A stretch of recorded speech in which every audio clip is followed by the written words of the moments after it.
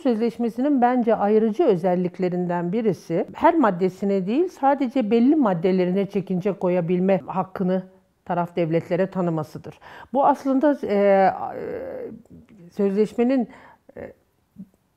benim dahil olduğum diyeyim, Türkiye'nin dahil olduğu grupta istenilen çözüm şöyle bir şeydi. Sözleşmenin hiçbir maddesine çekince koyma hakkı olmasın.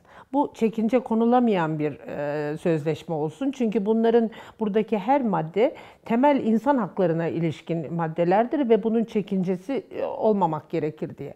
Ama uluslararası sözleşmeler uluslararası müzakerelerle yapılıyor ve oydaşma önemli. Bu konuda oydaşma olması mümkün değildi. Nitekim bu sözleşmede şimdi belirtilen o 5 madde, yani çekince konulabilecek olan maddeler, orada bulunan 47 devletin üzerinde hiçbir şekilde oydaşmadığı, bir konsensus sağlayamadığı maddelerdir. Onlar üzerinde başka bir çözüm yoktu. Ya bütün sözleşmeden vazgeçilecekti yahut da böyle bir yola gidilecekti. Bu gene de ama çok ileri bir aşamadır. Bugün bizim memleketimizde de başka yerlerde de İstanbul Sözleşmesi'ne ilişkin en çok tartışılan konulardan bir tanesi toplumsal cinsiyet kavramı. Bir de gene 4. maddede sözleşmenin dile getirilen hangi esaslar üzerinden ayrımcılık yapılamayacağı, şiddet uygulanamayacağı söylenirken bunun arasına cinsel yönelim ve cinsiyet kimliğinin dahil edilmiş olması.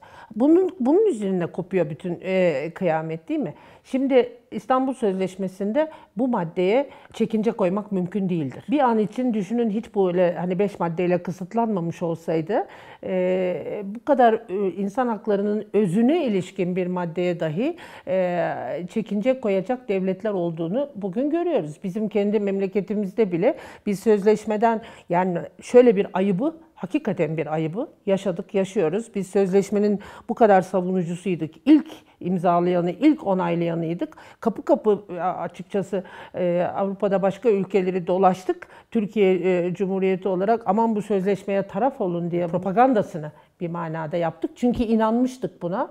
Ama bir sene sonra bu sözleşmeden de ilk çıkan biz olduk. Niye olduk? İşte bu tür şeylerin, ifadelerin yanlış bir şekilde topluma sunulması, toplumsal cinsiyet ve cinsiyet kimliği ifadelerinin bir bambaşka bir sözleşme metniymiş gibi bu. Sanki şirazesinden çıkartılarak topluma sunulması sonunda oldu. Devletin yetkilileri resmi açıklamalarında dediler ki bu yanlış anlaşılıyor bizim toplumda.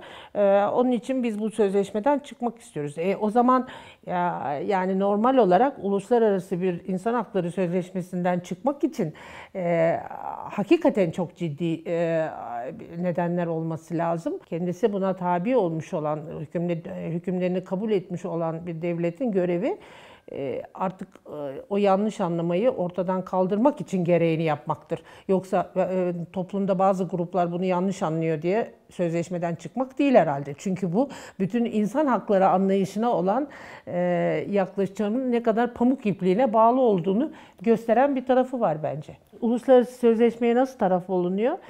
Devletler özgür iradeleriyle sözleşmeye taraf olmak istediklerini beyan ediyorlar ve oluyor. Aynı şekilde özgür iradesiyle bir devlet bu sözleşmeden çıkmak istiyorum diyorsa uluslararası hukuka göre çıkabilir.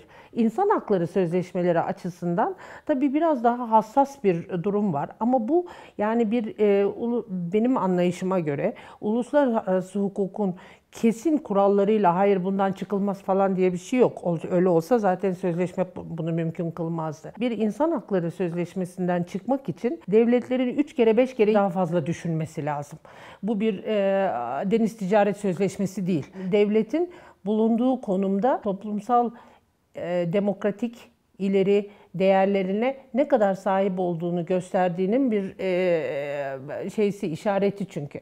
Dolayısıyla böyle bir sözleşmeden çıkmak tabii çok tatsız bir şey ama bildiğim kadarıyla buna mani bir hukuki durum yok. Zaten olsa sözleşmede böyle bir metin olmaz.